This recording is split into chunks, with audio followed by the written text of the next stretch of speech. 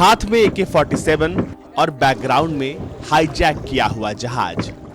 तस्वीरें भले ही पुरानी हैं, पर संदेश आज के लिहाज से बिल्कुल ताजा है। इन तस्वीरों को देखकर आपको कुछ समझ आए या न आए, पर इन लोगों का आत्मविश्वास साफ दिखाई दे रहा है, क्योंकि समंदर के किनारे ये हूती विद्रोही कुछ इस तरह से मजा ले रहे हैं और दूर खड़े गैलेक्सी जहाज को देख रहे हैं।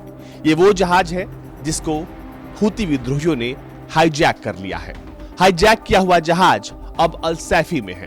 होदेदा से इसे अल सैफी ले जाया गया है और यहाँ पर इस जहाज पर क्या हो रहा है आज हम आपको ये दिखा रहे हैं। विशाल, भारी भरकम और ताकत से भरपूर ये जहाज यमन के अल सैफी पोर्ट पर खड़ा है, पर इसे एक भी इंच यहाँ से हिलने की इजाजत नहीं है। ये जहाज यहाँ चुपचाप खड़ा है और यहाँ पर अब इसे देखने के लिए दूर दराज से लोग छोटी बोट्स का सहारा लेकर आ रहे हैं। इस घटना से दुनिया के बाकी कारोबारी जहाज भले ही डर रहे हैं, पर हूतियों के बीच इसको लेकर एक अलग तरह के जश्न का माहौल है।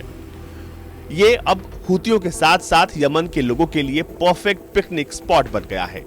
जहाज की सैर के लिए लोग किनारों से छोटी बोट के सहारे आ रहे हैं, और वो भी एक नहीं, दो नहीं, बल्कि नाव भर भर के। इसमें बच्चे, बूढ़े, महिलाएं सब शामिल हैं। हर कोई इस जहाज को पास से देखना चाहता है, इसके डेक पर आकर फोटो खिंचाना चाहता है, और जो इस पर नहीं आ पा रहे हैं वो जहाज के चारों तरफ चक्कर मारकर ही खुश हो जा रहे हैं। हूती विद्रोहियों के मीडिया अफसर बताते हैं, आज हम इजरायली जहाज पर हैं। ये गैलेक्सी लीडर है और आज ये आकर्षण का केंद्र बना हुआ है।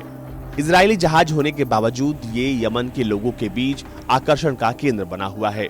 बड़ी संख्या में लोग इस जहाज को देखने के लिए दूर दराज से आ रहे हैं। पार्क और किनारों पर जाने के बजाय लोग गैलेक्सी शिप पर आकर दौरा कर रहे हैं। ये जहाज जितना बड़ा है उसके सामने हूतियों की ये बोट चींटियों के बराबर है, पर इस बात को हूती समझते हैं और इसीलिए जब उन्होंने इस जहाज को हाईजैक किया तब उन्होंने एक हेलीकॉप्टर का इस्तेमाल किया, क्योंकि पानी के रास्ते इसे रोक पाना तो शायद असंभव जैसा है। इसीलिए इतने बड़े जहाज को काबू करके और फिर इसे अपने इलाके में हूती विद्रोही लेकर आए। जहाज का नाम गैलेक्सी लीडर है, ये सब जानते हैं। ये 189 मीटर लंबा है। इस जहाज का खास तौर पर इस्तेमाल कारों को ट्रांसपोर्ट करने के लिए होता था। जिस समय इसे हाईजैक किया गया तब ये तुर्की से भारत के लिए रवाना हुआ था।